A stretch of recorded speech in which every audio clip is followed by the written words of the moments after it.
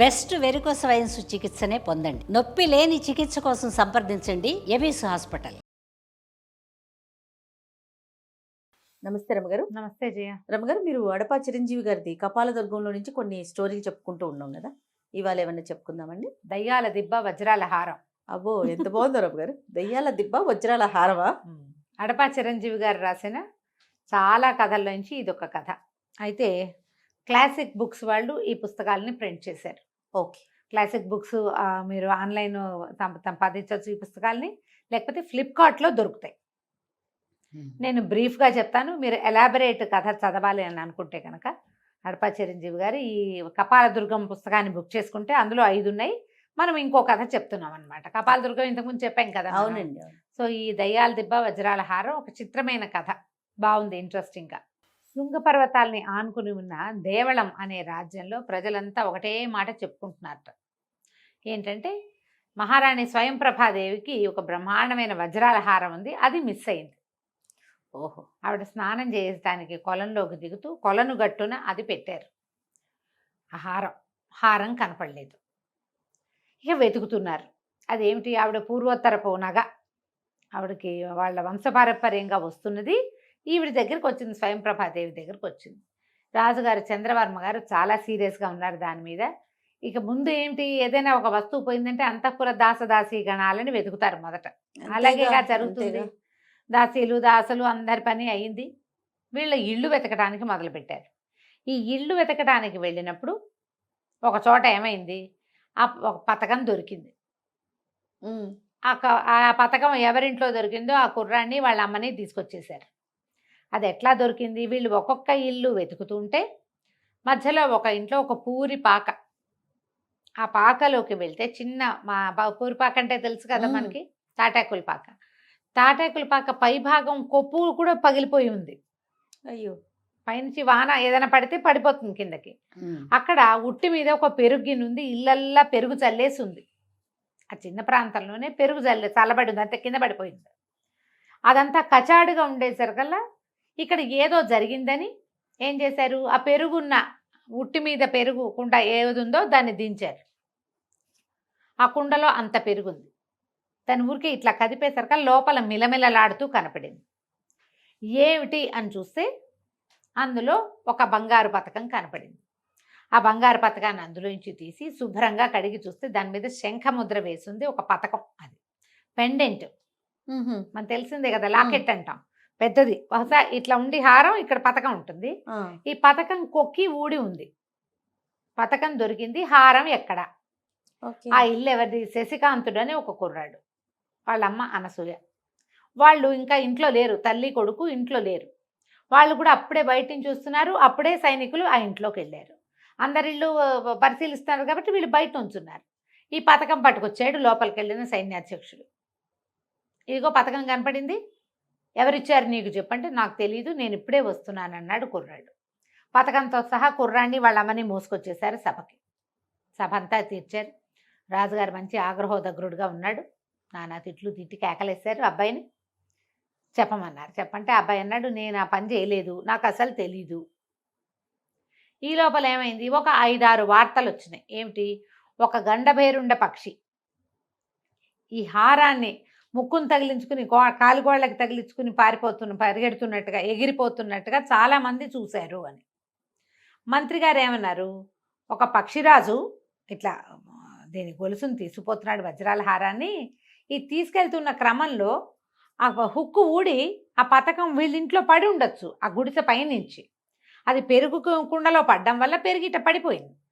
అంతేగా ఎత్తు నుంచి ఒక వస్తువు పడింది, నిండుగా ఉన్నది చిందింది. అలా జరిగి ఉండొచ్చు అంటే ఇప్పుడు జరిగి ఉంటుంది. మరి పక్షిరాజు ఏడి? నమ్మకంగా ఉండద్దు.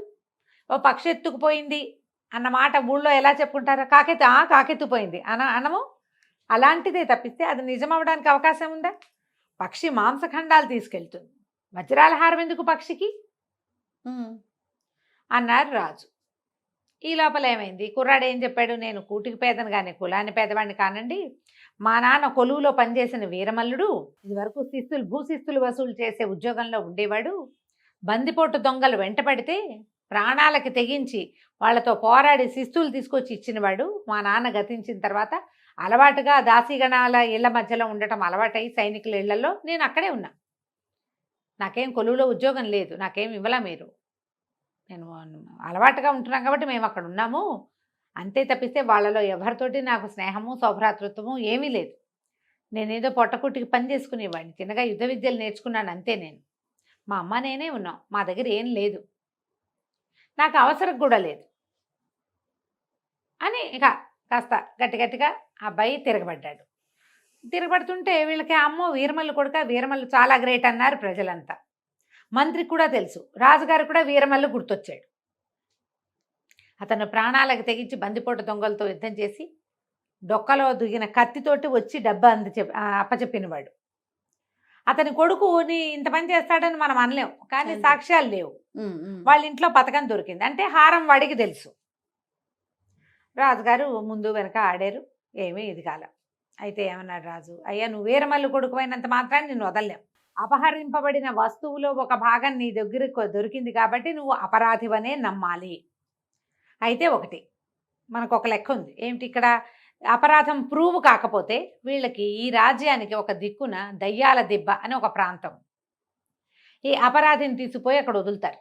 ఓహో, వాడు నేరం చేయకపోతే తెల్లవారి తిరిగి వస్తాడు, నేరం చేస్తే ఇక అంతే కథ. ఓకే. కానీ ఎప్పుడు ఆ దయ్యాల దెబ్బకి వెళ్ళి తిరిగి వచ్చిన వాడు ఎవడి దాఖలా లేవు ఇప్పటిదాకా. ప్రజలంతా ఆశ్చర్యపోయారు, అయ్యో నవనవలాడుతున్నాడు కుర్రాడు, ఎంత చక్కగా ఉన్నాడు, చెయ్యెత్తు కుర్రాడు, వీడిని క్షమించి రాజ్యంలో యుద్ధంలో చేర్చుకుంటే సైన్యంలో చేర్చుకుంటే ఏ సర్వసైన్యాధ్యక్షుడు అవడానికి సరిపడా ఉన్నాడు, కండలు తిరిగి కుర్రాడు, వీడిని దయ్యాల దెబ్బ కప్పచెప్తున్నారే, వీళ్ళ నాన్న వీళ్ళ కోసం చచ్చిపోయాడు రాజుగారి కోసం.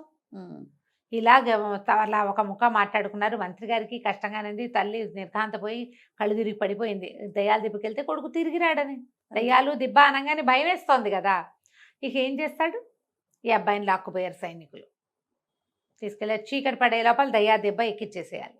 ఆ దెబ్బ పైకి ఎక్కిచ్చారు, ఒక మూట ఇది ఇచ్చారు ఆహారం, అబ్బాయి ఇదిగో ఆహారం, రాత్రికి తిను, బతికుంటే రేపొద్దున దిగిరా, నువ్వు మధ్యలో దిగడానికి వీల్లేదు, మేము ఇక్కడ కాపలా ఉంటాం, కొండ మీద ఉండవలసిందే దెబ్బ మీద నువ్వు అని దెబ్బ మీద వదిలిపెట్టారు శశికాంతుడిని. ఇక ఈ అబ్బాయి కొంత పట్టుకు వాళ్ళు వచ్చి వదిలేసి వెళ్ళిపోయారు చీకటి పడుతుంటే.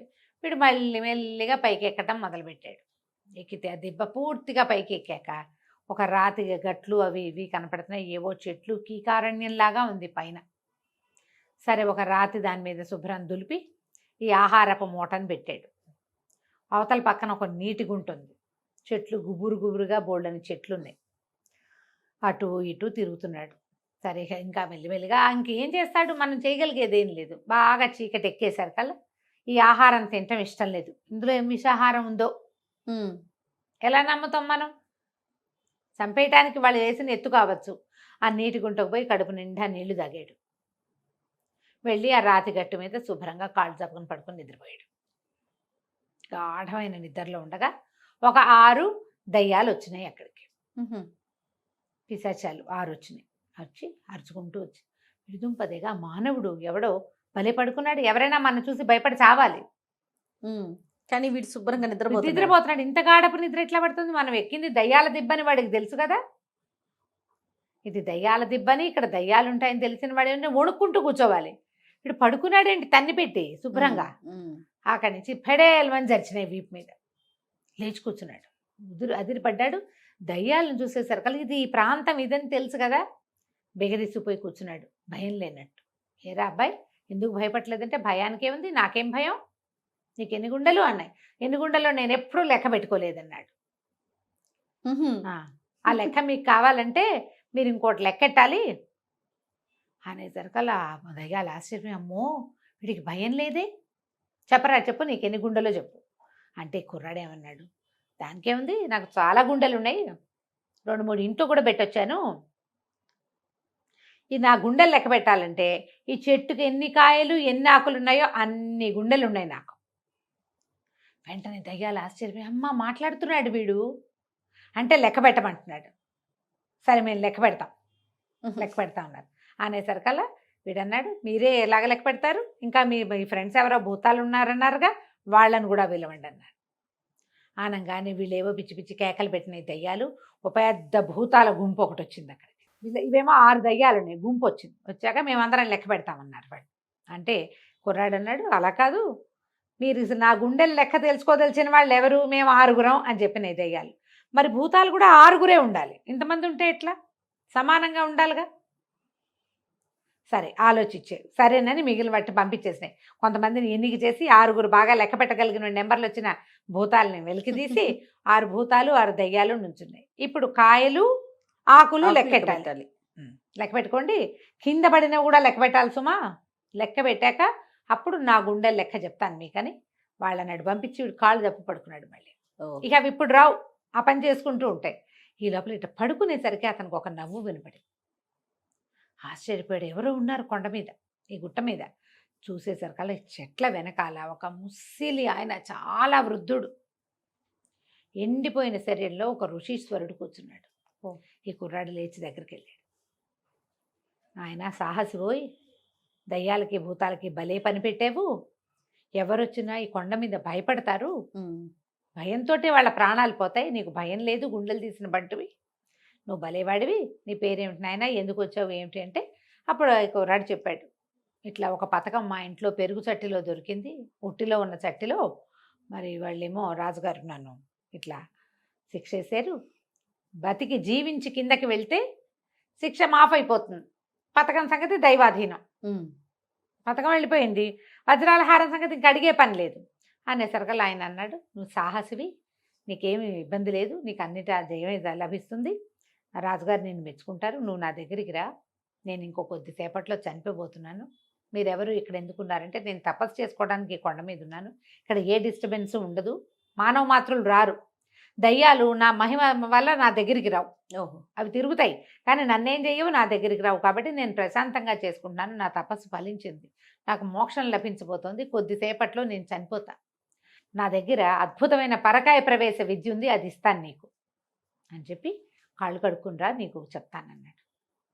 కుర్రాడు వెళ్ళి నీటి గుంటలో కాళ్ళు చేతులు మొహం కడుక్కొచ్చి ఆయన దగ్గర కూర్చుంటే ఆయన ఒక మంత్రాన్ని ఉపదేశం చేశారు, అది ఎట్లా చెయ్యాలో ఉపదేశం అయ్యింది. ఈ అబ్బాయి అంతా తెలుసుకోగానే ఆయన కాస్త పడి చనిపోయాడు. ఇక ఏం చేస్తాడు, సరే ఆ దయ్యాలు భూతాలేమో కాకులు కాయలు లెక్కెట్టుకుంటున్నాయి, ఇతను అన్ని పుల్లలన్నీ ఏరి చుట్టుపక్కల ఉన్నవన్నీ ఓ 2 రాళ్ళు కొట్టి కొంచెం మంట సృష్టించి ఆయనని దహనం చేసాడు. కొండ మీద నీటి గుంటలోకి పోయి స్నానం చేసి గట్టు మీద కూర్చున్నాడు. తెల్లవారిపోతోంది. ఎప్పుడైతే సూర్యోదయం అవబోతోందో దయ్యాలు భూతాలు అన్నీ ఎగిరిపోయినాయి. వాటి లెక్క తేలలేదు, ఎప్పటికి తేలుతాయి, చెట్ల మీద ఆకులు కాయలు లెక్క పెట్టడం సులువా, ఓ పక్క నుంచి పెట్టుకుంటూ రావాలి, ఎప్పుడవుతుంది అది, పెద్ద మామిడి చెట్టు అదేమో. తెల్లారేసరికల్లా ఇంకేముంది ఇక్కడ చేసేది, కొండ దిగి వెళ్ళటం మొదలుపెట్టాడు. ఈ గుట్ట దిగి వచ్చిన వాడిని చూసేసరికల్లా నిర్కాంతపోయారు సైనికులు. ఊరిని చిచ్చర పిడుగు, ఎలా ఉన్నాడు వీడు, సరే వీడిని వెంట పెట్టుకు తీసుకెళ్లేసరికి రాజుగారు చాలా మెచ్చుకున్నారు సభలో. భలేవాడివి, నువ్వు చాలా ధైర్యశాలివి, నీ దగ్గర ఏ తప్పు లేదు, అందుకే నీకే భయం లేదు అని చెప్పి ఒక పళ్ళె నిండా బంగారు కాసులు పోసి అప్పచెప్పారు. నువ్వు రాజ్యంలో పని చేయదలుచుకుంటే సైన్యంలో పని చేయొచ్చు, నీకే ఉద్యోగం కావాలంటే ఆ ఉద్యోగం తీసుకో అని ఆ డబ్బు ఇచ్చాడు. ఇస్తే అబ్బాయి ఏమన్నాడంటే, చాలా సంతోషం మహారాజా, కానీ వీరమల్లుడి కొడుకు మీద అపరాధం వేసి కొండ మీదకి దయ్యాల గుట్ట మీదకి పంపించారనే మాట నేను జన్మాంతం మోసుకోవాలి. ఆ పక్షి పట్టుకెళ్ళిన వజ్రాల హారం అది ఎక్కడుందో దాన్ని పట్టుకొస్తే గానీ నేను కొలువులో చేరను. దానికోసం ప్రయత్నం చేసి తీరుతా. అది కదంబ రాజ్యం వైపు ఎగురుతూ వెళ్ళిందని వార్తలు వచ్చాయి వీళ్ళకి. నేను ఆ రాజ్యానికి వెళ్ళి వెతుకుతాను, నా ప్రయత్నం నేను చేస్తానంటే సరే, రాజుగారికి నచ్చింది ఆ మాట. అలాగే నన్నాడు. ఈ రాజుగారు ఇచ్చిన వరహాలు పట్టుకుని తల్లి కొడుకు ఈ రాజ్యాన్ని వదిలిపెట్టి ప్రయాణం మొదలుపెట్టారు. ఎక్కడికి వెళ్ళారు, ఏం చేశారు, మనం వచ్చే భాగంలో చూద్దాం. బాగుంది రమ్మగారు. నమస్తే అండి. నమస్తే. దయ్యాల దిబ్బ వజ్రాల హారం చెప్తున్నాం కదా. రెండో భాగంలోకి వచ్చాం. అమ్మ కొడుకు బయలుదేరి వెళ్ళారు. వీళ్ళు ఏం చేశారంటే రాజుగారు ఇచ్చిన వరహాలన్నింటినీ ఒక పాత బట్టల సంచిలో పెట్టుకుని వెళ్ళిపోయారు. వెళ్తే వెళ్ళగా వెళ్ళగా నడిచి ఆ కాలంలో నడకలే కదా, ఏదైనా వాహనం దొరికితే దొరికినట్టు.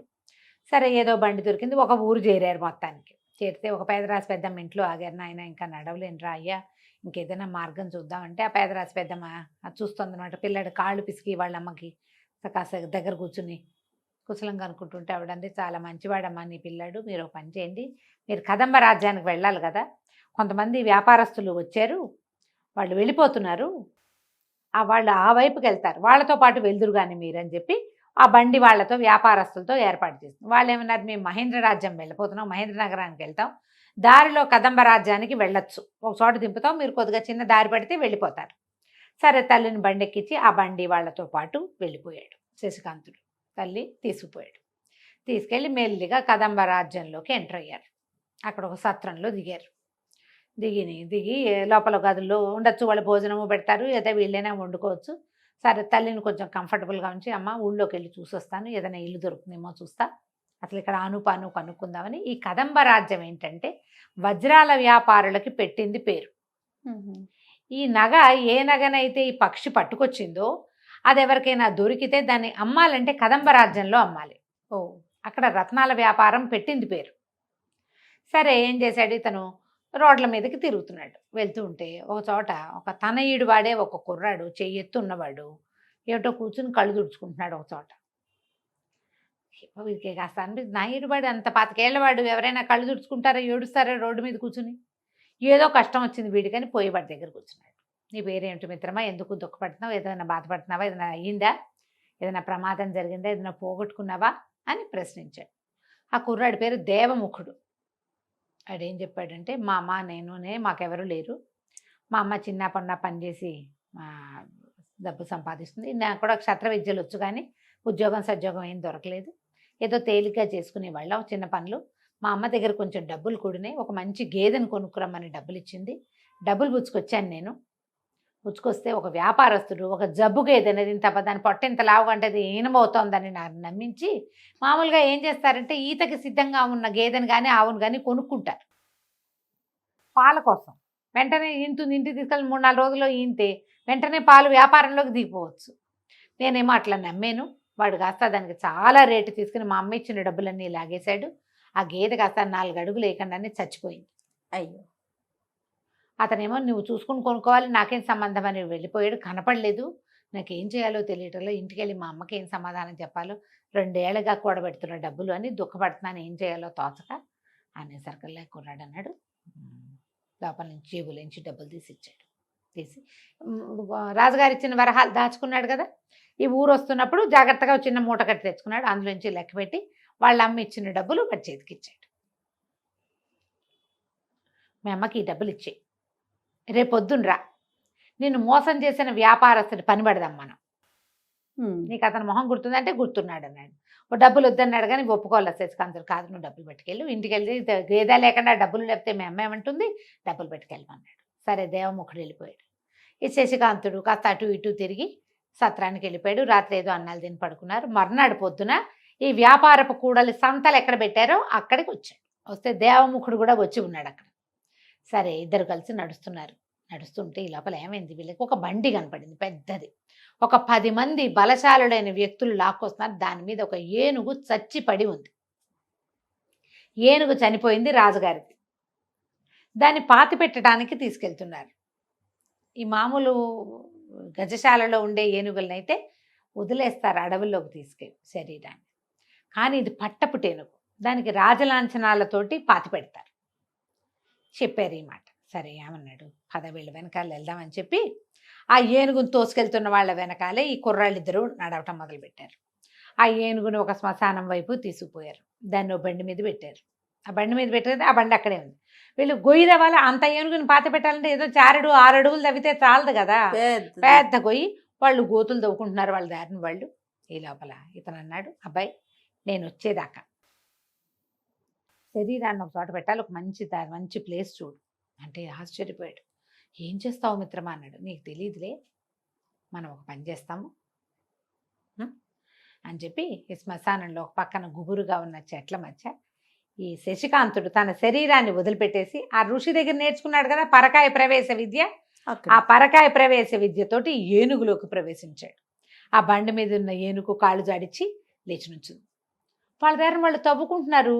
ఈ ఏనుగు నుంచోవటం అది వాళ్ళు ఎవ్వరూ గమనించాల. అది తవ్వుడు పెద్ద పని కదా. గోతులోకి దిగాక పైన ఏం జరుగుతుందో వాళ్ళకి కనపడదు కూడా కనపడదు. దానికి కాపలా ఎందుకు, చచ్చిన ఏనుగుకి దాన్ని వదిలి వీళ్ళ దారి వీళ్ళు పని చేసుకుంటున్నారు. ఆ ఏనుగుని వెంబడి పెట్టుకుని నడవటం మొదలుపెట్టాడు. దేవముఖుడికి చెప్పాడు ఏనుగు మనిషి గొంతుతోటే, మిత్రమా నన్ను ఎక్కడైతే నువ్వు గేదెని కొన్నావో అక్కడికి తీసుకెళ్ళు, ఆ వ్యాపారస్తుని పట్టుకొని నన్ను నమ్ముతానని చెప్పాలి నువ్వు. ఆశ్చర్యపోయాడు, కానీ బయలుదేరాడు. బయలుదేరి ఇద్దరు నడవటం మొదలుపెట్టారు. ఏనుగు, దాని వెనకాల వీడు దేవముఖుడు. ఆ సంతలోకి వెళ్తే జనమంతా ఆశ్చర్యపోయారు. ఏమిటి ఏనుగుని తెస్తావు, ఏమిటంటే ఇది బ్రహ్మాండమైన ఏనుగు, చెప్పిన మాట వింటుంది, ఏం చెబితే అది చేస్తుంది, దీనంత ఆజ్ఞాకారి ఏనుగు ఇంకొకటి ఉండదు, ఇది నేను అమ్ముతా అన్నాడు. అనగానే అందరూ ఏనుగును ఏం చేసుకుంటాము, ఏనుగును ఎవడైనా కొనుక్కుంటాడా అని అందరు నవ్వారు. నవ్వుతారేంటి, రాజుగారి పట్టపు ఏనుగు చచ్చిపోలా, చచ్చిపోయింది. అవునవును అన్నారు. ఇందాక తీసుకెళ్ళారు కదా, అదే ఇదని ఎవడికి తెలుస్తుంది, ఎవడికి తెలీదు. అవును రాజుగారి పట్టపు ఏనుగు చనిపోయింది మార్కెట్ అంతా. ఇప్పుడు ఈ ఏనుగును చూపిస్తే మాట వినే ఏనుగును వద్దంటాడా రాజు? నాకు రాజుగారితో మాట్లాడి బేరం చేసేంత అవసరం లేదు, ఎవరైనా కొనుక్కోండి, రాజుగారికి మారు బేరానికి అమ్ముకోండి, మంచి రేట్ ఇస్తా. ఈ వ్యాపారస్తుడు ఎవడైతే గేదె నమ్మాడో వాడొచ్చి నుంచున్నాడు. దేవముఖుడు గుర్తుపట్టి, ఈ ఏనుగు మాట వింటుందన్న గ్యారంటీ ఏమిటి అని అడిగాడు ఆ వ్యాపారస్తుడు, ఆ గేదె అమ్మినవాడు.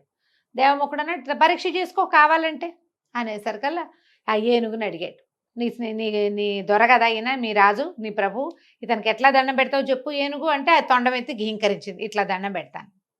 ఎవరైనా మీ రాజుని ఏదైనా చేయడానికి వస్తే ఏం చేస్తా అంటే, పక్కన ఉన్న గుమ్మడికాయను ఒక తొక్కు తొక్కిద్దాన్ని, అట్లా చిత కొడతానని. అందరూ చప్పట్లు కొట్టారు, ఆశ్చర్యపోయారు. మాకంటే మాకన్నారు. అంటే ఇతను ఏమన్నాడు, నేను అందరికీ ఇవ్వనండి, ఏనుగుని పరీక్షించిన వాడెవడు, ఈయన పెద్ద మనిషి, ఇలా ఉండాలి పెద్ద మనిషి అంటే, ఈయనకైతే అమ్ముతాను అని చెప్పి గేదెని ఏ రేటుకి తను కొన్నాడో ఆ రేటుకి అమ్మేశాడు ఏనుగుని. ఆయన డబ్బులు చేతిలో పెట్టి నడిచి వచ్చేసాడు. చేతిలో పెట్టగానే నడిచేసాడు దేవముఖుడు. దేవముఖుడు 4 అడుగులు వేయగానే ఏనుగు బొక్క బొరల పడింది, అంతేగా వెళ్ళిపోయింది బాడీలోకి. ఇతను నడిచి వెళ్తుంటే శశికాంతుడు లేచి వచ్చాడు. ఈ లోపల ఏమైంది, ఆ భటులు చూసుకున్నారు, ఏనుగేది వెతుకుంటున్నారు వాళ్ళు. అక్కడ చచ్చిపడి ఉండవలసిన ఏనుగు ఇప్పుడు మార్కెట్లో చచ్చిపడి కనపడింది. అందరూ అరిచి కేకలు పెట్టారు. ఈ వ్యాపారస్తుడు ఎవడో తెచ్చి దీన్ని అమ్మాడంటే, ఎట్లా తెచ్చారు, ఎట్లా అమ్మారు, అది ఎట్లా వచ్చింది, ఆ వ్యాపారస్తుడిని పట్టుకున్నారు. ఇక వాళ్ళని ఏం చేశారో వీళ్ళకి తెలిసి వచ్చేసారు ఇద్దరు. అప్పుడు ఇద్దరు మాట్లాడుకుంటూ, నువ్వు ఎంత సహాయం చేసావు, ఎక్కువ డబ్బులు తీసుకోపోయావంటే, ఎందుకు వాడి సొమ్ము నాకు అంటే, వీడు మంచి నిజాయితీపరుడు దేవముఖుడు. సరే ఇతను అన్నాడు శశికాంతుడు, మా అమ్మ సత్రంలో ఉంది, ఏదైనా ఇల్లు కావాలి, ఇల్లు చూసి పెట్టు మిత్రమా నాకు అన్నాడు. నీకు ఇల్లు ఎందుకు, మా ఇల్లు ఉంది, పెద్ద ఇల్లే, మా అమ్మ పేరు శాంభవి, తండ్రి లేడు, మీ అమ్మ మా అమ్మ కలిసి ఉంటారు, మన ఇద్దరం కలిసి పని చేసుకుందాం, సరదాగా కలిసి ఉందాం, ఫ్రెండ్స్ కదా మనం అని చెప్పి మా ఇంటికి రాని ఒప్పించాడు. సరే ఇతను వెళ్ళి మూటాముల్లే తీసుకొచ్చి వీళ్ళింట్లో ప్రవేశించారు. దేవముఖుడి ఇంట్లోనే వీళ్ళు కూడా ఉండటం మొదలుపెట్టారు. ఇక రోజు ఏదైనా పని చేయడానికి ఈ అబ్బాయి మార్కెట్ అంతా తిరుగుతున్నాడు. ఇతనికి ఏమిటి, వజ్రాలు వాటి మెలకువలు తెలుసుకోవాలని ఉంది. ఓకే, ఈ వజ్రాల వ్యాపారస్తుల షాపుల్లో అన్ని షాపులకు వెళ్ళాడు, ఎవరు తీసుకోవాలి, కొత్త మనిషికి పని ఇవ్వరు. సరే వాళ్ళ అన్ని షాపులు చూశాక సందు మొదట్లో ఇతను నుంచుని ఆలోచిస్తున్నాడు. దేవముఖుడు రాల, ఎటో ఉన్నాడు, వస్తాడని చూస్తున్నాడు. ఈ లోపల ఏమైంది, ఆ హోటల్ పక్క నుంచి లోపల వైపు నుంచి సందులో నుంచి కేకలు వినపడ్డాయి, పట్టుకోండి దొంగ దొంగ అని.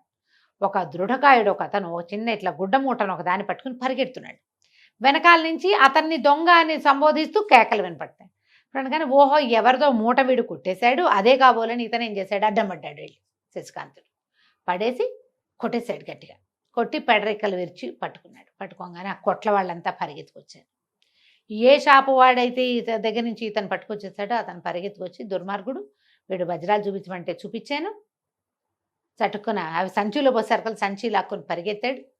ఈ కుర్రాడు వచ్చాడు కాబట్టి సరిపోయింది, లేకపోతే 1,00,000 రూపాయల వస్తువు ఇది అని వాడి చేతిలో ఉన్న మూట ఉడదీసి చూస్తే ఇట్లా ఇన్ని వజ్రాలు పడ్డాయి చేతులు. అన్నీ లెక్క పెట్టుకున్నాడు, అన్నీ ఉన్నాయని. అతన్నేమో సైనికులకు అప్పచెప్పారు, రాజస్థానానికి అప్పచెప్పేసి ఈ శశికాంతుని రాబాబు కాస్త మంచినీళ్ళు తాగిల్దు కానీ వెంబడి పెట్టు తీసుకుపోయాడు కోర్టులోకి. ఎవరో నువ్వు, ఏమిటి, ఏ ఊరు అంటే, నేను వజ్రాల వ్యవహారంలో మెలకువలు తెలుసుకోవాలనుకున్నానంటే, ఏదైనా పని కోసం వెతుకుతున్నా, దొరకలేదు, మీ దగ్గర మీ ముందు కొట్లు ముందు ఫ్రంట్ ఆఫీస్లో అడిగాను, ఎవరు ఏం పని లేదంటే నేను వెళ్ళిపోతాను. నీలాంటి వాడికి పని లేకపోవటం ఏంటి నాయన, సమయస్ఫూర్తితో వాడిని పట్టుకున్నావు, చాలామంది దొంగ దొంగ అంటే తెల్లమొహాలు వేసుకొని చూస్తారు, ఇంత చురుకైన వాడివి నువ్వు నా దగ్గరుండు, నేను పొరుగుళ్ళకి తిరుగుతాను బాగా, నాకు సహాయం కావాలి అని చెప్పి ఈ శశికాంతుడిని కొంచెం మంచి జీతం ఇచ్చి తన దగ్గర పనిలో పెట్టినాడు. వీళ్ళ దగ్గర డబ్బులు ఉన్నాయి, ఓకే. కానీ అవి ప్రదర్శన లేదు, వాళ్ళు చూపించట్ల, సాధారణ జీవితమే గడుపుతున్నారు. ఇక్కడ పని చేయాలి, ముందు ఒక వజ్రాల హారం ఈ ఊళ్ళోకి వచ్చిందా అని కనుక్కోవాలి అంటే ఈ వజ్రాల వ్యవహారం మీద కొంత ఆకలింపు కావాలి, ఎంతో కొంత. సరే తను చేరి మెల్లిగా దేవముఖుడిని కూడా పనిలో పెట్టాడు. ఇద్దరు కలిసి పనిలోకి వెళ్ళొస్తుండేవాళ్ళు, అమ్మలు ఇద్దరు కబుర్లు చెప్పుకుంటూ పని చేసుకునేవాళ్ళు. రోజులు గడిచే కొందికి ఇతను వజ్రాలు వాటిని గుర్తుపట్టడం ఎట్లా ఇట్లా అన్నీ తెలుసుకున్నాడు. రోజులు బాగా గడిచినాయి. అయితే ఒకసారి పారాయి ఊరు ఎక్కడికో వెళ్ళారు. వేరే ఊరు వస్తుంటే ఊరు వెళ్ళి వస్తుంటే కొంతమంది దొంగలు పడ్డారు. ఈ దారి దోపిడీ వాళ్ళు, తర్వాత ఏమో బందిపోట్లు, ఇలాంటి ప్రమాదాలు ఉండేవి ఆ రోజుల్లో. ఊరికి మధ్యలో చిట్టడవులు అవి ఉండేవి. పడేసరికల్లా ఈ శశికాంతుడు చాలా సమయస్ఫూర్తితోటి ఆయన్ని రక్షించి ఆయన దగ్గర ఉన్న నకిలీ వజ్రాలు ఇప్పించి అసలు వజ్రాలు దాపెట్టించి ఇంటికి చేర్చాడు. దాంతో ఆయన బాగా నమ్మకం వచ్చింది. ఆయన నమ్మాక ఇతను ఏం చేశాడు, వచ్చేటప్పుడు రాజుగారి దగ్గర నుంచి ధవళ రాజు నుంచి వచ్చేటప్పుడు ఆ వజ్రాల హారం తాలూకు నకలు గీయించుకొచ్చాడు, ఫోటో సేమ్ బొమ్మ. అదే మామూలుగా హారాలు అవి భద్రపరిచేటప్పుడు ఖజానాలో ఏం చేస్తారంటే దానికి ఒక బొమ్మ గీసి పెడతారు. ఓహో, అది మిస్ అయితే దాని ఇది ఉండటం కోసం మనం ఫోటోలు తీసుకుంటున్నాం కదా ఇప్పుడు, అదేలేండి. అట్లా ఈ పథకం లేకుండా ఉన్న హారం ఫోటో ఇతని దగ్గర ఉంది. చూపించాడు, ఇలాంటిది ఏదైనా మీకు అమ్మకానికి వచ్చింది అంటే ఆయన అది చూడగానే చెప్పాడు, నా దగ్గరికి రాలా. కీర్తిముఖుడని మన స్నేహితుడు ఒకడు, అతను ఇది చాలా ఖరీదైపోయి అయిన వజ్రాల హారం, ఇది నేను కొనలేను, అతను కొంటాడు, అతని దగ్గరికి వెళ్ళి కనుక్కుందాం. ఇతను మెల్లిగా జరిగిన సంగతి చెప్పాడు. దాన్ని ఆనుపాను కనుక్కోవాలి నేనంటే కీర్తిముఖుడి దగ్గరికి తీసుకుపోయాడు. ఆయన అన్నాడు, నేను కొనలేదు, నేను కూడా కొనలా, నాకు చూపించాడు, నేను అంత ధర పెట్టలేను అనుకున్నాను. అయితే అదే సమయానికి ఇంకా కొంతమంది వ్యాపారులు వచ్చారు, ఈ హారాన్ని ఒక బాటసారి తీసుకొచ్చాడు, అతను అమ్మకానికి పెట్టాడు, మేమెవరం కొనలేమన్నాం. అయితే ఈ వచ్చిన వ్యాపారస్తుల ద్వారా నాకు తెలిసింది, ఈ పక్కన హిరణ్యపురం అనే ఒక రాజ్యం, దానికి మణిభూషణుడు అని రాజుగారు, ఆయన కూతురు కాంచనమాలకి వజ్రాల హారాలంటే చాలా ఇష్టం, ఎంత ఖరీదైనా అమ్మాయికి ఉంటుంది, ఆమె కొనగలదని నేను అక్కడికి పంపించాను. ఆ బాటసారి అక్కడికి వెళ్ళాడో లేదో అమ్మాడో లేదో అయితే మనకు తెలియదు. 100% ఇది హిరణ్యపురానికి వెళ్ళింది. మన ఊళ్ళో ఎవ్వరు కొనలా, ఎవరు కొన్నా వ్యాపారస్తుల సర్కిల్లో నా దగ్గర ఒక అద్భుతమైన హారం వచ్చింది అని వాళ్ళలో వాళ్ళు చెప్పుకుంటారు. వారమో నెల మీటింగ్స్లో ఎక్కడా చెప్పలేదు అంటే ఇక్కడ కొనలా, అందరూ నా అంత వాళ్లే ఉన్నారు. అది కొనగలగాలంటే రాజ్యాలు ఉన్న వాళ్లే కొనగలుగుతారు. కొన్ని గుర్రాలు కొన్ని ఏనుగులు కూడా ఇవ్వాల్సి వచ్చేంత ఖరీదది. అబ్బో అనేసరికల్లా సరే వెళ్ళామనుకున్నారు. ఇంకా హిరణ్యపురం వెళ్ళిపోవాలి, మనం రాజకుమార్తెని కనుక్కోవాలి. సరే ఉద్యోగానికి మేము ఇంకా రావండి, వేరే ఊళ్ళు పని ఉంది వెళ్ళిపోతున్నామని చెప్పేశారు వాళ్ళు వ్యాపారస్తుడికి. అమ్మలిద్దరికి చెప్పుకున్నారు, ఒకళ్ళనొకళ్ళు కాపాడుకోండి అయినా, జాగ్రత్తగా ఉండండి ఆయన అని పంపించారు. ఈ కుర్రాళ్ళిద్దరూ ఇక బయలుదేరారు, హిరణ్యపురానికి బయలుదేరారు. రాత్రిపూట చెట్ల మీద పడుకుంటూ అమ్మ ఇచ్చిన ఆహారం ఏదో తింటూ మధ్యలో ఏవో పళ్ళు తింటూ ప్రయాణం కూడా బాగా రాస్తారు, చక్కగా రాస్తారు కదా. చిరంజీవి గారి రైటప్పే చాలా బాగుంటుంది, హాయిగా ఉంటుంది, హడావిడి హైరానా ఉండకుండా చక్కగా ఇన్ఫర్మేషన్ ఇచ్చేస్తారు. ఈ బాగా ముందుకు వెళ్ళేసరికల్లా వీళ్ళు ఒక రాజకుమార్తెను కలవాలనుకుంటున్నారు. అదే ఎక్కడ ఉంది ఆవిడ ఏమిటి అనేది వీళ్ళకి ఏం తెలియదు. వీళ్ళు కొంచెం కత్తి గిత్తి పట్టుకునే వెళ్ళారు, ఆ మాత్రం యుద్ధ విద్యలు వచ్చిన వాళ్లే కదా. అయితే ఏమైంది, వీళ్ళు చెట్టు మీద పడుకున్నారు. తెల్లవారి తర్వాత వీళ్ళు వెళ్తుంటే ఒక పులి గాండ్రింపు, ఒక అమ్మాయి కేక వినపడ్డాయి వాళ్ళకి. ఇంకా అని చూస్తే సరిగ్గా పులి అమ్మాయి ఇట్లా ఉన్నారు ఎదురు బదురుగా. ఆ పిల్ల ఇట్లా బిగుసుకుపోయింది. పులి ఏ క్షణానైనా దూకచ్చు, కదిపితే దూకేస్తుంది, అమ్మాయి మీద పడుతుంది. వీళ్ళకి ఏం చేయాలో అర్థం కాల. దేవముఖుడు కూడా బిగుసిపోయినాడు. ఇంతలో ఏమైంది, ఇతనికి ఏం కనపడింది, ఈ పులి ఈ అమ్మాయి అవతల భాగంలో ఒక చచ్చిపోయిన పెద్ద పక్షి ఒకటి కనపడింది, పక్షి శరీరం. వెంటనే ఏం చేశాడు, నన్ను పట్టుకో అని దేవముఖుడికి చెప్పి ప్రాణాలు వదిలేశాడు. ఈ పరకాయ ప్రవేశ విద్యతోటి రివ్వుమని పక్షి మీదకి, పక్షి లోపలికి వెళ్ళిపోయి ఒక్క ఎగురుతోటి పక్షి లేచింది. అదేమిటి, చిన్నది కాదు, పెద్ద గండభేరుండం లాంటిది. ఈ పూలు ఒక్క దూకు, ఎప్పుడైతే ఈ కదలిక రెక్కల చప్పుడు వచ్చిందో, అంత పక్షి మామూలు పిట్ట కదిలితేనే రివ్వుమంటుంది, ఇంత పెద్ద రెక్కలుండి ఇంత గోళ్ళున్న గండభేరుండాలు కదిలితే ఎంత గాలి వస్తుంది, కదలిక పెద్దది వస్తుంది. ఆ పులి దూకేది, ఆ దూకపోతున్న పులిని పట్టేసుకుంది గండభేరుండం గోళ్లతోటి. ఒక్క ఎగురెగిరింది. ఆ అమ్మాయికి అర్థం కాలే ఏం జరుగుతుందో. ఆ అమ్మాయి గండభేరుండం శవాన్ని చూసింది, అది ఎట్టా లేచిందో తెలియలే. పులి లేదు. ఇటు చూస్తే ఒక కుర్రాడు, ఇద్దరు కుర్రాళ్ళు పక్క పక్కన నుంచుని ఉన్నారు. ఒకడు రెండో వాడిని పట్టుకుని కనపడుతున్నాడు అంతే. కుర్రాళ్ళు చూస్తున్నట్టే ఉంది. అమ్మాయి నిర్ఘాంతపోయి ఉండగానే ఈ గండ పేరుండవు తీసుకెళ్ళటం ఏమిటి, పైనుంచి పైకి ఎగిరి పులిని కిందకు వదిలేసింది. అది ఒక నీటి వాగులో పడి చచ్చిపోయింది పులి. ఆ గండ పేరుండం మళ్ళీ వచ్చి వీళ్ళ దగ్గర వాలటం ఏమిటి, చచ్చిపోవటం ఏమిటి. వెంటనే కళ్ళు తెరిచి చూశాడు ఇతను. అమ్మాయికి అర్థం కాలేదు ఏం జరిగింది ఇక్కడ, ఇది ఎట్లా జరిగింది అని. అమ్మాయి ఆహా అని 10 సార్లు అడిగేసరికి ఇతను చెప్పదలుచుకోలే. శశికాంతుడికి ఈ రహస్యం చెప్పడం ఇష్టం లేదు. కానీ దేవముఖుడు పల్లెటూరు వాడు అమాయకుడు గబగబా చెప్పేశాడు, మా స్నేహితుడికి మిత్రుడికి పరకాయ ప్రవేశ విద్య వచ్చు, అతనే ఇందులోకి వచ్చి ఇట్లా చేశాడు అని చెప్పేసరికల్లా అమ్మాయి ఆశ్చర్యపోయింది. నువ్వెవరు ఏమిటి అంటే, నా పేరు కాంచనమాల, హిరణ్యపురపు రాజకుమార్తెని, వేట కోసం వచ్చాను అంటే ఆడబోయిన తీర్థం ఎదురైంది వీళ్ళకి. వెతకపోయిన తీగ కాళ్ళకడ్డం పడింది. సంతోషించారు. అప్పుడు మెల్లిగా ఈ విషయం అంతా చెప్పారు. చెప్పేసరికల్లా అమ్మాయి అంది, నాతో రండి, నన్ను కాపాడారు, ఆ వజ్రాల హారం ఏముంది ఇచ్చేస్తా మీకు కావాలంటే. అయితే నేను దాన్ని కంసాలకి ఇచ్చున్నాను, ఏ స్వర్ణకారుడికి ఇచ్చాను. ఆ పథకానికి, అది పథకం లేదు కదా, అది ఇట్లా హారంగా ఉంది, దానికి సరిపడా పథకం చేయమని కొన్ని వజ్రాలు పచ్చలు కెంపులు ఇచ్చి చేయమన్నా. హారం అతని దగ్గర ఉంది. మరి 2 రోజులు రండి నా దగ్గరికి, ఉండండి మా దగ్గర, అది అవగానే నేను మీకు ఇస్తాను అనేసరికల్లా అమ్మాయ అనుకుని వెళ్దామనుకున్నారు. ఈ లోపల కొంతమంది సైనికులు ఈ అమ్మాయికి చెలికత్తే వచ్చారు, తీసుకుపోయారు వీళ్ళని. చక్కగా గుర్రాల మీద పడి ఇప్పటిదాకా నడిచారు, ఏదో తిరుగుతున్నారు. వెళ్ళి ఆ అమ్మాయితో పాటు అంతఃపురంలో విశ్రాంతి తీసుకున్నారు. చక్కగా 4 రోజులు 5 6 రోజులు అయింది బయలుదేరి, ఎండను బడి తిరుగుతున్నారు. సరైన ఆహారం లేదు, ఏదో కాయాకసలు తింటున్నారు. శుభ్రమైన భోజనం పెట్టి చక్కగా చూసుకున్నారు. సరే టైం గడిచింది. ఈ లోపల ఏమైంది, ఈ కుర్రాడికి ఈ అమ్మాయికి ఒకళ్ళ మీద ఒకళ్ళ కొంచెం ఆసక్తి మొదలైంది. వీడు బాగుంటాడు, ఎంగగా ఉన్నాడు, పైగా ఏమిటి తన మీద నేరం లేకపోయినా సరే, నేరం లేదని వాళ్ళు ఒప్పుకున్నా పెడతానని వచ్చిన సాహసమైన యువకులను చూస్తే ఆసక్తిగానే ఉంటుంది. కొంచెం దగ్గర వయసులో ఉన్నారు.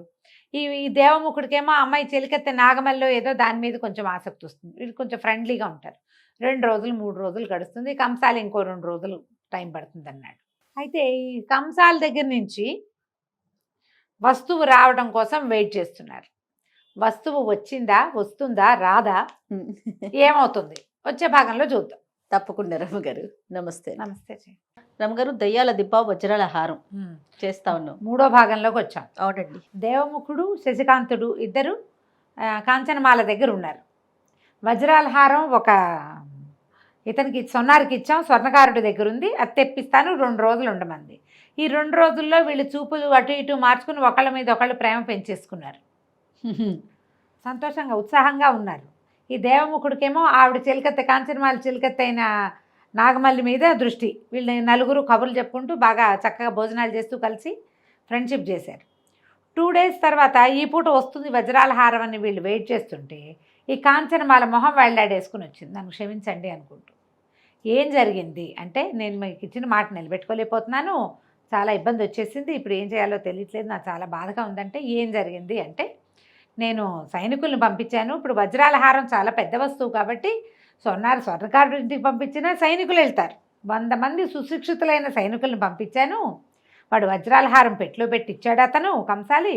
నేను వాళ్ళు మోసుకొస్తుండగా, అది తీసుకొస్తుండగా ఒక గజ దొంగల జట్టు వీళ్ళ మీద పడి, బందిపోటు దొంగల మీద పడి లాగేసుకున్నారు.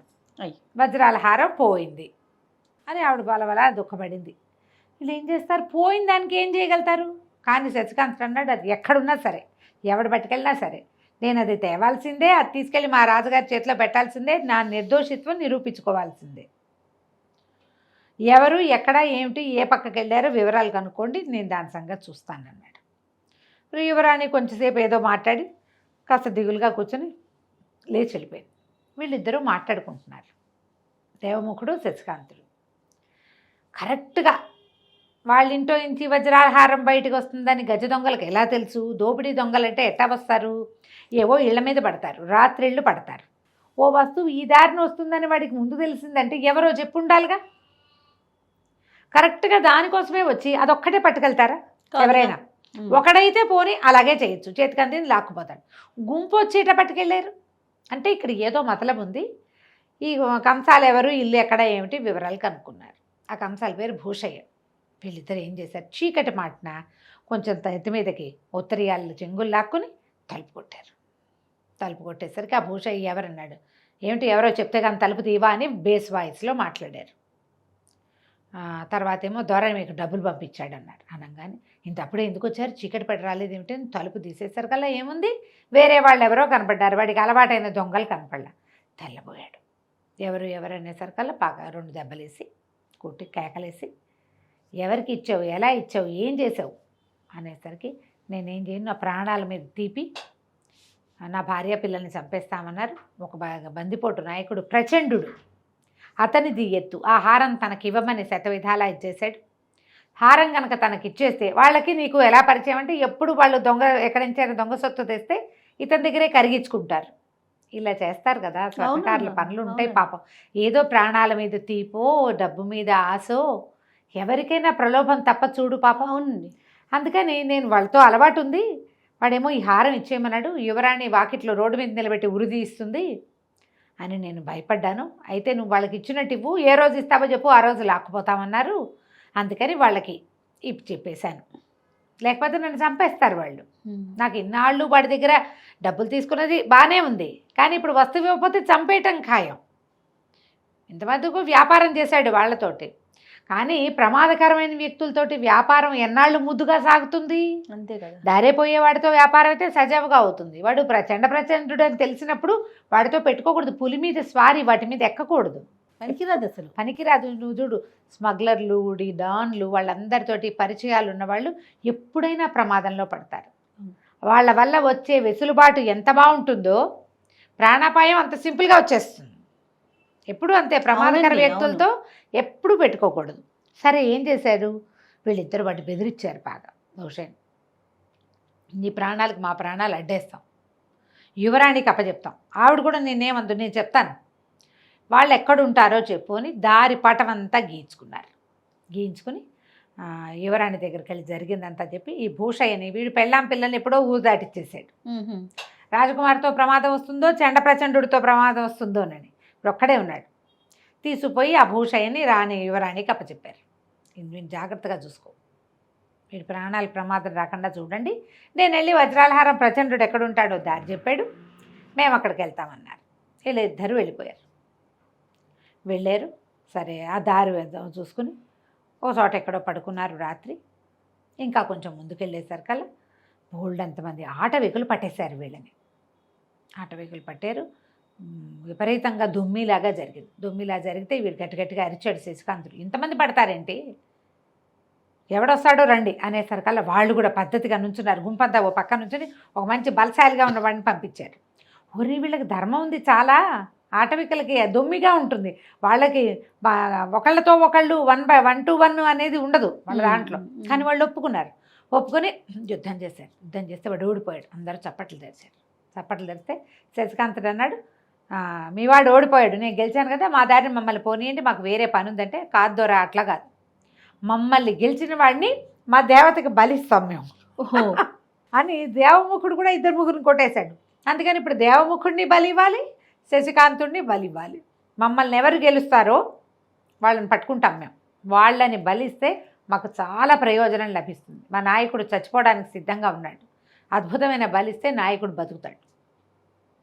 మా ఊళ్ళో ఉన్న మంత్రగాడు చెప్పాడు, పదండి అని వీళ్ళిద్దరిని ఈడ్చుకుపోయారు. తాళ్ళేసి కట్టేశారు, పైనుంచి వలేసేసారు. ఇంకా గింజుకున్నా లేదు, యుద్ధం అంటే చేస్తారు కానీ వలలేసి కట్టేశాక జంతువులాగా ఇక అప్పుడేం చేస్తారు, ఏమీ చేయలేకపోయారు. వాళ్ళ వెనకాల పడి వెళ్ళారు. తీరా అక్కడికి వెళ్ళేసరికల్లా అప్పటికి 3 రోజులైంది వాళ్ళు బయలుదేరి. 3 రోజులకి వీళ్ళు ఈ ఆటవిక గూడెం చేరారు. అక్కడికి వెళ్ళేసరికల్లా 3 మనుషులు కట్టేసి కనపడ్డారు. 2 ఆడవాళ్ళు, 1 మగవాడు. వాడు ఇంతలా ఉన్నాడు. ఆడవాళ్ళిద్దరు మహా అందంగా ఉన్నారు. వాళ్ళిద్దరు ఎవరు, కాంచనమాల, నాగమల్లి, ఆ భూషయ్య. తెల్లబోయారు. వీళ్ళు ఎట్లా వచ్చారు. సరే 5గురిని కట్టేసి 5గురిని బలిస్తామన్నారు. శశికాంతుడు ఆశ్చర్యపడి, మీరెందుకు వచ్చారు రాకుమారి ఇక్కడికంటే, మీరు వెళ్ళిపోయాక భూషయ్యతో చాలా మాట్లాడిచ్చాక వాడు పొరపాటు ఏం చెప్పాడు, మిమ్మల్ని వేరే దారిలో పంపించాడు. దగ్గర దారి ఒకటి ఉంది ప్రచండుణ్ణి చేరటానికి, ఆ వేరే దారిలో వాళ్ళు కాపు కాస్తారు, వాళ్ళకి మీరు దొరికేలాగా వీడు ఏర్పాటు చేశాడు. మీకు ఏదైనా ప్రమాదం వాటిల్తుందని అక్కడ ఇంట్లో ఉండలేకపోయాము నగర్లో, అందుకని భూషయ్యని తీసుకుని చిన్నదారి గుండా మేము వచ్చాము, వీళ్ళు మమ్మల్ని పట్టేశారు. అక్కడేమో ఆడాళ్లతో ఆడాళ్ల యుద్ధం అని 2-3 అమ్మాయిలు పంపించారు. యువరాణి బ్రహ్మాండంగా తిప్పుతుంది కత్తి, నాగమల్లి కూడా ఏం తక్కువదేం కాదు. ఈవిడ ఓడిచ్చేసింది వాళ్ళని. ఓడిచ్చేస్తే ఎవరు గెలిస్తే వాళ్ళని బందీలు. అందుకని 3 కట్టేశారు. మాకు అందరినీ బలిస్తామన్నారంటే లబో దిబోమని ఆ భూషయ్యము ఏడుస్తున్నాడు, నన్ను వదిలిచ్చేసేయండి, నా ప్రాణానికి నీ ప్రాణం అడ్డేస్తానన్నావు, ఏం అడ్డేసావు చూడు, ఇక్కడ కట్టేశారు. యువరాణి వద్దన్నా కూడా నన్ను లాక్కొచ్చింది, ఇప్పుడు నా పిల్లలకి ఎవరి గతి అని వాళ్ళు లవలేపా అని ఏడుపు. సరే చూద్దామనుకున్నారు. ఇంతలోపల ఏమైంది, వీళ్ళు జనాలు కట్టేసి వీళ్ళని ఒక పల్లకి లాంటిది మోసుకొచ్చారు. ఆ పల్లకి మీద ఒక ముసీలిగా ఉన్న ఒక ఆయన ఆటవికుడు కూర్చుని ఉన్నాడు. ఏ క్షణానో చచ్చిపోయేలాగున్నాడు. అయితే ఆయన నాయకుడు చేతికిట చేయి కదిలినప్పుడు కనపడేది ఒక వజ్రాల హారం కనిపిస్తుంది. ధగమంటుంది. ఈ శశికాంత్ ఆశ్చర్యపోయాడు. యువరాణి చూపించాడు. అదేనంటే అదే మంది. ఎందుకంటే ఈ హారాన్ని నకలు బొమ్మ చూశాడు కానీ ఒరిజినల్ హారం వీళ్ళు చూడలేదు. ఆ ఒరిజినల్ హారం ఎవరికి తెలుసు, ఒకటి భూషయ్యకి తెలుసు, కాంచనమాలకి నాగమల్లికి తెలుసు, ఈ అబ్బాయిలు ఇద్దరికీ తెలియదు. ఇంతలో వాళ్ళు గట్టిగా కేకలు పెట్టాడు మంత్రగాడు వచ్చి, ఈ అద్భుతమైన వీరుల్ని, ఈ వీరశిఖామణిని, వీరవనితల్ని గనక బలిస్తే మన దొర బతుకుతాడు, మనకేదో మంచి జరుగుతుంది, దొర బతకాలంటే ఏదో చేయాలి. ఈ మాట్లాడుతూ ఉండగానే ఆ దొర కాస్త చచ్చిపోయాడు. అసలు చచ్చేందుకు సిద్ధంగా ఉన్నాడు. కొట్టుకాళ్ళు తలకాయ వేళ్లాడేసేసాడు. వేళ్లాడంగానే అందరూ అరిచి కేకలు పెట్టారు, ఏడుపులు మొత్తుకోళ్ళు మొదలు పెట్టారు. ఇతను గట్టిగా అరిచాడు శశికాంతుడు, ఆగండి, మీ దొర బతికాడా? బతకలేదు. ఎప్పుడైనా ఇంతకుముందు చచ్చిపోయి బతికాడంటే ఇంతకుముందు కాదు, ఇప్పుడే అలా అనుకుంటున్నాం. బలి కంటే ముందే చచ్చిపోయాడు అతను. నాకు తెలుసు మీ అమ్మవారు మిమ్మల్ని బలి ఇవ్వద్దంటోంది, నాకు చెప్పింది అన్నాడు. అనేసరికల్ మంత్రగాడు ఆశ్చర్యపడి, మా అమ్మవారు మాకేనాడు చెప్పలేదు, పెద్ద శాంభవి విగ్రహం ఉంది అక్కడ, మీరందరూ చూస్తూ ఉండగానే ఇట్లా వంగి నా చెవిలో ఒక మాట చెప్పింది, బలి ఇవ్వద్దంటోంది అంటే మేము ఒప్పుకోమన్నారు. వాళ్ళు ఒప్పుకోమంటే మీ నాయకుడితోటి చెప్పిస్తాను చూడండి అన్నాడు. చూడండి అని తాళ్లతో కట్టేసి ఉంచారు కదా, ఒక్క నిమిషంలో శశికాంతుడు తల వేళ్ళడేసాడు, నాయకుడు లేచి మాట్లాడటం మొదలుపెట్టాడు. ఇతనికి పరకాయ ప్రవేశ విద్య వచ్చు కదా, ఆ చనిపోయిన నాయకుడు శరీరం లోపలికి వెళ్ళిపోయాడు. వెళ్ళటం ఏమిటి, వెంటనే ఘోషణగా వద్దు వీళ్ళని వదిలేయండి, ఈ నాగరికుల్ని, అమ్మవారు చెప్పింది వంగి వీడి చెవిలో చెప్పడం నేను చూశాను, ఆ క్షణాన్ని నా ప్రాణం పోయింది, ఆ మాట చెప్పడానికే నన్ను మళ్ళీ బతికించింది, ఈ వజ్రాల హారాన్ని వాళ్ళకి అప్పచెప్పి వాళ్ళని పంపించేయండి అని చెప్పేసి నాయకుడు పడిపోయాడు. వెంటనే శశికాంతుడు తలెత్తేసాడు. తర్వాత ఏం జరిగిందో మనం వచ్చే భాగంలో తెలుసుకుందాం. ఓకే రమ్ గారు, నమస్తే. నమస్తే జయ. దయ్యాల దిబ్బ వజ్రాల హారం లాస్టే చివరి భాగంలోకి వచ్చాం. యాక్చువల్గా ఇది చిన్న భాగమే జయ. మన ఈ పుస్తకాల గురించి చెప్పుకోవాల్సిన విషయాలు చాలా ఉన్నాయి. అడపా చిరంజీవి గారు, ఆయన్ని చాలా మెచ్చుకోవాలి. పాపం ఒక్క కథ కోసం అడిగితే ఆయన 10 కథలు చెప్పండి అమ్మా అన్నారు ధారాళంగా. చాలా బాగున్నాయి కూడా. బాగున్నాయి. క్లాసిక్ బుక్స్ వాళ్ళు ప్రింట్ చేశారు జయ. ఇవి 2 పుస్తకాలుగా చేశారు, మొత్తం 10 కథలు. 10 కథల్ని 2 పుస్తకాలు చేశారు. మనం ఆన్లైన్లో దొరుకుతాయి, ఫ్లిప్కార్ట్లో బుక్ చేసుకోవచ్చు. నేను గబగబా చెప్పేస్తా కదా, మీరు నిదానంగా తాపిగా చక్కగా సరదాగా చదువుకోవచ్చు. పిల్లలకి చెప్పడానికి కూడా బాగుంటాయి. అంటే మరి 3-4 ఏళ్ల పిల్లలకి చెప్పద్దు. ఈ మన జానపద కథలు వినడానికి ఇష్టపడే పిల్లలు ఉంటారు, సోషియో ఫ్యాంటసీస్ కొంతమందికి నచ్చుతాయి కదా, వాళ్ళకి చెప్పడానికి బాగుంటుంది.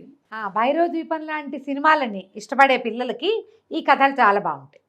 మీకు కూడా ఒకవేళ జానపద కథలు ఇష్టమైతే చాలా బాగుంటాయి. చక్కగా ఇంట్లో ఉంచుకోవాల్సినవి ఈ 2 పుస్తకాలు. అంటే ఇంకా ఎవరైనా రైటర్లు కనుక ముందుకొచ్చి అమ్మ మా కథలు కూడా చెప్పండి అంటే వాళ్ళకు కూడా చెప్తాం. వాళ్ళ పేరు వాళ్ళ పుస్తకాలు ఎక్కడ దొరుకుతాయి అవి కూడా చెప్పచ్చు. అవకాశం దొరికితే చెప్తాను జయ. అట్లా అవును, మనకి పుస్తకాలు కావాలి, ఎలాగో కొంచెం కొత్త కథలు అందించాలి, కొత్త కథలు అందించాలి. కొంచెం ఈజీగా జనాలకి ఈ పుస్తకాలు ఉన్నాయి, ఇవి సరదాగా కొనుక్కొని చదువుకోవచ్చు. పిల్లలు చదివే పిల్లలు ఉంటే కనుక కథలు చెప్పడానికి, పిల్లలకి కథలు చెప్పే ఏజ్ పిల్లలు జయ 11 ఏళ్ళు 9 ఏళ్ళ నుంచి 15 ఏళ్ళ దాకా మన కథలు వింటారు జయ పిల్లలు. 9 to 15 డెఫినెట్గా మనం చదివి చెప్పచ్చు. చదువుతూ వెళ్తే పిల్లలు వినే పిల్లలు కూడా ఉంటారు. మీకు ఒకే ఒక ప్లస్ పాయింట్ ఏంటంటే పిల్లలతో మీరు గడిపే క్వాలిటీ టైము. పిల్లలు పడుకునేటప్పుడు ప్రశాంతంగా తల్లులో తండ్రిలో పక్క నుండి ఒక 2 మంచి మాట్లాడుతూ కంఫర్ట్ చేస్తూ వాళ్ళని చెప్పటం వల్ల మీ బాండ్ పెరుగుతుంది. మొదటిది. రెండోది, మీరు వాయిస్తో చదవటమో చెప్పటమో పిల్లలకి కనుక అలవాటైతే చాలా వయసు వచ్చినా వాళ్ళు మీ మాట వింటారు. కథలు చెప్తేనే వింటారా అని అనుకోకండి, చాలా మాటలు మనం వినిపించగలుగుతాం. ఇది నా స్వానుభవం కూడా. ఏదో ఒక దశలో పిల్లలు ఏదైనా ఇబ్బందిలో ఉన్నా, స్ట్రెస్లో ఉన్నా, డిప్రెషన్లో ఉన్నా, మామూలుగా చూసుకునే తల్లులతో పాటుగా ఈ కథలు చెప్పే తల్లుల మాట ఎక్కువ పనిచేస్తుంది. మీరు ఆలోచించుకోండి, ఉపయోగించుకోండి దీన్ని. ఇదొక ఐడియా. తప్పకుండా. మన పిల్లలు మనతో చక్కగా బాగా ఉండడానికి, ఎక్కువ కాలం మన మధ్య బాండ్ ఉండడానికి, బాండ్ మరింత స్ట్రాంగ్గా ఉండటానికి ఈ స్టోరీ టెల్లింగ్ బాగా ఉపయోగపడుతుంది. కావాల్సింది అదే కదా రమ్య గారు. అదే కదా కావాలి ఇప్పుడు ఈ కాలంలో. ఈ కాలానికి మరీ అవసరం మనకు ఉన్నది ఒకడే శిశువు, ఒక్క పిల్లవాడే, ఒక్క పిల్లే. అప్పుడు కూడా ఇప్పుడు నేను కథలు చెప్పడం వల్ల నాతో ఎంతమందికి బాండ్ ఉందమ్మా. ఎంతమంది బయట కనిపిస్తే అమ్మమ్మ అమ్మమ్మ అని ఓన్ చిన్న చేసేసుకుంటారు. పిల్లలు కూడా పరిగెత్తుకుంటూ వచ్చేస్తారు. అవును. నేను అది విన్నాను, ఇది విన్నాను, ఆ కథ విన్నా, ఈ కథ విన్నా. నా వాయిస్కే అలవాటు పడి. ఇదే తల్లి అయితే ఇంకా ఎంత క్లోజ్నెస్ డెవలప్ అవుతుంది. ఇలా ఆలోచించండి, ఇలా కూడా మీరు ఆలోచించవచ్చు. ఎస్. కథలోకి వద్దాం. ఆ. శశికాంతుడు, దేవముఖుడు, కాంచనమాల, నాగమల్లి, భూషయ్య 5గురిని ఆటవికులు వదిలేస్తే వీళ్ళ హారం పుచ్చుకొని వచ్చేస్తున్నారు. ఎలా జరిగింది, ఏం జరిగింది, మమ్మల్ని ఎవరు పట్టుకున్నారు, ఇవన్నీ ఒకళ్ళ కథలు ఒకళ్ళకి చెప్పుకున్నారు. భూషయ్య దగ్గర దారి మీకు దూరపు దారి చెప్పాడు, మేము దగ్గర దారిని వచ్చాము. అక్కడేమో వీళ్ళు ఆటవికులు ఎదురుపడ్డారు, ఇట్లా ఫైట్ చేస్తామంటే అమ్మో యువరాణి గారికి కత్తి యుద్ధాలు వచ్చా, అదే ఇదని సరదాగా కబుర్లు చెప్పుకుంటున్నారు. ఇంకేముంది, ఆభరణం దొరికేసింది, ఇంక వెళ్ళిపోవటమే సొంత రాజ్యానికి. శశికాంతుడు అదే ఆలోచిస్తున్నాడు. అయితే ఇలా ముందుకు వెళ్ళేసరికల్లా ఏమైంది, ఒక్క ఉదుటన వాడెవడో ఒక బలాఢ్యుడైన వాడు వీళ్ళ మీదకి లంఘించాడు. హారం అక్కడ పెట్టి కదలండి అంటాడు. తీరా వాడెవడో చూస్తే ఎవడు, ప్రచండు, ఆ దొంగల నాయకుడు. ఓ, ఈ ఆటవికులు మా మీద పడి హారాన్ని లాగేసుకున్నారు. అది మేము మొదట పట్టుకెళ్ళిపోయింది. మేము సైనికులను 100 మందిని కొట్టి తీసుకుపోయాం. మమ్మల్ని కొట్టి ఆటవికులు తీసుకుపోయారు. మా వాళ్ళంతా తలా పక్కకి అయిపోయారు. మీరు లోపలికి వెళ్ళటం చూసాం. ఒకవేళ మీరు సాధిస్తే మిమ్మల్ని సాధించి నేను హారాన్ని పట్టుకెళ్దామని ఇక్కడ ఆగాను. నాతో యుద్ధం చేసి హారం తీసుకోమన్నాడు. సరే, ఏమిటి పందెం ఏంటంటే, అలాగే ఎవడు ఓడిపోతే వాడు వెళ్ళిపోతాడు, గెలిచిన వాడిదే హారం. గెలిచిన 1 to 1 ప్రచండు సిద్ధపడ్డాడు. అయితే ప్రచండు ఏమనుకున్నాడంటే, సాదాసీదాగా ఉన్నటువంటి యువకుడు, వీడి దగ్గర ఖడ్గచాలని విద్యలు అవి ఏదో ప్రచండంగా ఉంటాయని ఇతను అనుకోలేదు. వీడు పైగా దేశదిమ్మరిగా వేరే దేశం నుంచి వచ్చినవాడు, రాజకన్య యువకుడు అయితే కాదు వాడు. అంటే ఏదో చిన్న క్షత్రియ రక్తం ఎక్కడైనా ఉందేమో కానీ మనకి కథలో కూడా అబ్బాయి క్షత్రియుడని అదని మనకి చెప్పాల. కానీ వాళ్ళ నాన్న ఉద్యోగస్తుడు ఆ నగరంలో. ఇద్దరు యుద్ధం మొదలుపెట్టారు. ఎంత బాగా యుద్ధం చేశాడో శశికాంతుడు. ఎందుకంటే అబ్బాయి ముందు నుంచి ఖడ్గ విద్య నేర్చుకుని ఉన్నాడు. ఇప్పుడు ఒకడు నేను ఇంత పని చేస్తాను, ఆ ఊరు నుంచి వేరే దేశం నుంచి ఒక పక్షిని వెతుకుతూ అది హారాన్ని వెతుకుతూ వచ్చాడంటే వాడికి ఏదో ఒక దమ్మో దిలాసావో ఉండాలిగా. ఏ ధైర్యంతో వచ్చాడు, తన ఖడ్గ విద్యనే నమ్ముకుని వచ్చాడు అతను. అవును, అవసరమైతే నేను యుద్ధం కూడా చేయగలను. కాకపోతే ఈ కథల్లో ఇట్లా చూపిస్తారు కానీ ఈ ఖడ్గ విద్యలు, కరాటేలు అవన్నీను బై ప్రాక్టీసే పెరుగుతాయి చేయ. చాలా రోజులు ఆ పని చేయకపోతే వాళ్ళకి అంత చురుగ్గా ఉండదు. కుర్రాడు కాబట్టి చురుగ్గా ఉన్నాడేమో. వీళ్ళు ఏం చేస్తున్నారు, ఈ మధ్య అంతా గుర్రాలు వేసుకున్నాడు తిరుగుతున్నారు అంతే. ఇతను ఇప్పటిదాకా ఈ అబ్బాయి ఫైట్ చేసిన సీనే లేదు. ఒకటే ఫస్ట్ సీను ఆటవికలతోటి ఫైట్ చేసింది. ఈ ప్రచండు ఇతను విపరీతంగా కొట్టుకున్నారు. చివరికి శశికాంతుడి చేతిలో కత్తి ప్రచండు చేతిలో కత్తిని ఎగరగొట్టేసింది. కత్తి ఎగిరి ఎక్కడో పడిపోగానే ప్రచండు నోరు మూసుకొని నుంచున్నాడు. తీసుపో, నువ్వు గెలిచావు కాబట్టి. ధర్మం ఉంది, ఆటవికుల దగ్గర కూడా ధర్మాలు ఉన్నాయి. అదే సరే వదిలేశాడు. నేను ఎంతో ఆశ పెట్టుకున్నాను, ఈ గుంటనక్క భూషయ్యని మాత్రం నాకు ఇచ్చేసేయి. వీడు మమ్మల్ని మోసం చేశాడు, నేను తీసుకొచ్చేసాడు, నీకేమో దారి చెప్పాడు, యువరాణిని వెంట పెట్టుకొచ్చాడంటే ఇతను ఏమన్నాడంటే, నన్నేమైనా చేస్తేనే నువ్వు భూషయ్యని పట్టుకెళ్ళగలవు. భూషయ్యకే చెప్పాను నీ ప్రాణానికి నా ప్రాణం అడ్డని. ఇప్పుడు వాణ్ణి నీకు ఇచ్చేస్తే ఎలా కుదురుతుంది? నేను ఆ మాట చెప్పి ఈ వస్తువు ఎక్కడుందో కనుక్కున్నాను. నేను తీసుకెళ్ళి యువరాణికి అప్పచెప్పాను. నేనుండగా భూషయ్యని ముట్టుకోవడానికి వీల్లేదు. భూషయ్యని ఇవ్వను, హారాన్ని ఇవ్వను. నేను గెలిస్తే భూషయ్య నావాడే, హారము నాదేనన్నాడు. ఇప్పుడు గెలిచాక ఇక పళ్ళు పిండుకుంటూ ప్రచండుడు ఇంకేమీ చేయలేక వెనక్కి వెళ్ళిపోయాడు. ఈ హారాన్ని పట్టుకుని వచ్చేసారు.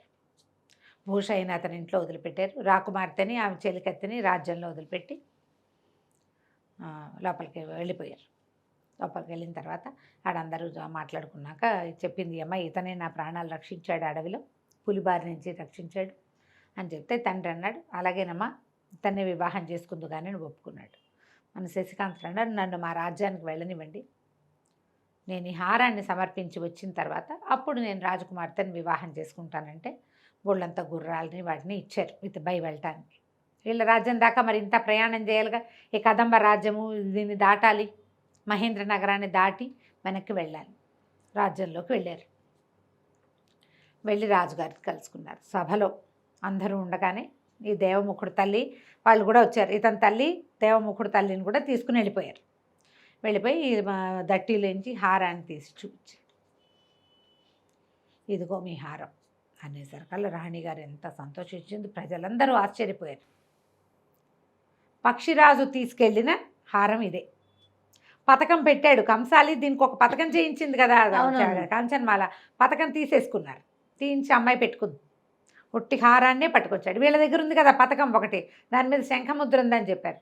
పేసరికల్లా ఆశ్చర్యపోయారు రాజుగారు. మహత్తరమైన శక్తిని సాధించావు, దీన్ని ఎట్లా తీసుకొచ్చావు, ఎట్లా తీసుకురాగలిగావు, ఆ పక్షి నీకు ఎట్లా దొరికిందంటే, పక్షితోటే సాక్ష్యం చెప్తాను మహారాజా, చెప్పిస్తానన్నాడు. అని చెప్పి ఏం చేశాడు, కళ్ళు మూసుకొని దేవముఖుడి మీద ఒరిగిపోయాడు. ప్రజలంతా అటు ఇటు పైకి చూస్తున్నారు. ఇతను ఒరిగిపోయిన సంగతి ఎవరు గమనించలే. దేవముఖుడు ఇట్లా నడుం చుట్టూ చేసి శవాన్ని ఆపుకున్నాడు. డెడ్ బాడీ, ప్రాణం లేదు కదా. వీళ్ళు ముందుగానే ఒక చనిపోయిన పక్షిని తెచ్చి బయట ఏర్పాటు చేసుకుని వచ్చారు లోపలికి. ఓహో. ఈ వెంటనే ఈ బాడీ శశికాంతుడి ఆత్మ వెళ్ళి ఆ చనిపోయిన పక్షిలో దూరింది. పక్షి లోపలికి ఎగురుకుంటూ వచ్చింది. పెద్ద గద్ద, చాలా కొంచెం పెద్ద సైజుది. వచ్చి లోపలికి వచ్చి జయము మహారాజా అని చెప్పి, నేనే ఈ వస్తువుని రాణిగారు స్నానం చేసినప్పుడు చెరువు గట్టు మీద కొలను గట్టు మీద పెట్టిన దాన్ని నేను తీసుకెళ్ళాను. నా ముక్కును గరుచుకొని వెళ్తుంటే ఆ శశికాంతుడి ఇంట్లో ఆ పథకం పడిపోయింది, శశికాంతుడు నిర్దోషి అని చెప్పింది. చాలా అంతా ఆశ్చర్యపోయారు. పక్షి రివ్వుమని బయటికి వెళ్ళిపోయింది. అది బయటికి వెళ్ళిపోగానే శశికాంతుడు లేచేశాడు. ఎవ్వరికీ తెలియలే. ఇప్పుడు జనమంతా ఒక విషయం మీద నిమగ్నులై ఉన్నారనుకో, ఒక దాని మీద, మిగిలిన దాన్ని చూడరు కదా, చూసుకోరు. ఇది చూసుకోని క్రమంలో పక్షి వచ్చింది, సాక్ష్యం చెప్పేసింది. రాజుగారు ఎంతో ఆనందించాడు. బోలెడన్ని బహుమతులు ఇచ్చాడు శశికాంతుడికి. ఇతనికి సహాయం చేసినందుకు దేవముఖుడికి కూడా బోళ్ళు బహుమతులు ఇచ్చి పంపించాడు. సరే, ఇతను ఏం చేశాడంటే, ఈ కదంబ రాజకుమార్తె కాంచన్మాలను వివాహం చేసుకోబోతున్నాను నేనని వీళ్ళకి ఇప్పుడు ఈయన ఉద్యోగం ఇస్తానన్నాడు. సర్వసైన్యాధ్యక్షుడికి అసిస్టెంట్గాను అట్లా ఉద్యోగం ఇస్తే ఉద్యోగం అక్కర్లేదని వెళ్ళిపోయాడు. కదంబ రాజ్యానికి రాజు అయ్యాడు. తర్వాత ఈ అమ్మాయి కాంచనమాల చెలికత్తెని నాగమల్లిని పెళ్లి చేసుకున్నాడు దేవముఖుడు. తల్లుడిద్దరూ సంతోషంగా రాజమహల్లోనే ఉండేవాళ్ళు. ఒకనాడు ఏమైందట, ఓ రోజు రాత్రి ఈయన వచ్చి ఒక పులి అక్కడ నిలబడి ఉంది. పులిని పలకరిస్తున్నాడు దేవముఖుడు, మిత్రమా ఏం చేస్తున్నావు అని. అంటే అతను ఏమనుకున్నాడు, ఆ పులి వేషంలో ఉన్నాడు అనుకున్నాడు. పులి శరీరం మార్చుకుంటాడు కదా. దూరం నుంచి మాటలు వినపడుతున్నాయి. శశికాంతుడు కాంచనమాల మాట్లాడుకుంటూ హడిలిపోయాడు, ఇది నిజం పులే. పరిగెత్తుకుంటూ వెళ్ళాడు. నువ్వు పుల్లాగా ఉన్నావేమో అనుకున్నాను అంటే, కాదు అదేదో లేడిని ఆరగించి బద్ధకంగా కూర్చుంది, నువ్వు దాన్ని పలకరించావు అని అందరూ నవ్వుకున్నారు. సంతోషంగా జీవితాన్ని గడిపారు. కథ కంచికి మనం ఇంటికి అయిపోయింది సిరీస్. బాగుందండి, మంచి చాలా చాలా ఇంట్రెస్టింగ్గా ఉంది కదా. అవును. మలుపులు బాగున్నాయి, మంచి కథలు. ఇంకో కథలు చెప్పుకుందాం మళ్ళీ. ఎస్. థ్యాంక్ యూ రమ్మగారు. నమస్తే. నమస్తే చే.